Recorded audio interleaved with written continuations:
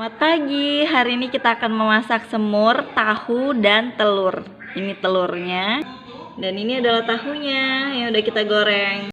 Dan ini adalah bumbu-bumbunya ya. Kalau mau pedas bisa pakai cabai yang di sebelah kanan, daun salam 2 lembar, laos, bawang merah 5 siung, bawang putih 2 siung, kemirinya 2, dan palanya 1.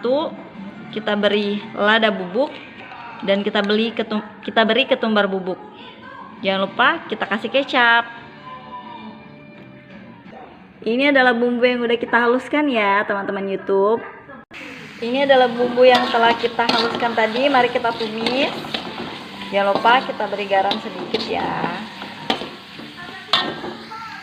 Kita masukkan telur dan tahunya ya. Kita aduk-aduk. Lalu kita masukkan air. Lalu kita beri air matang sekitar 150 cc. Setelah dia mendidih baru kita masukkan kecap ya teman-teman YouTube. Lalu kita beri kecap. Ini tinggal kita tunggu airnya susut. Jangan lupa kita aduk-aduk ya sesekali biar warnanya merata. Selamat mencoba sahabat YouTube. Wow, semur tahu telur kita udah jadi sahabat YouTube.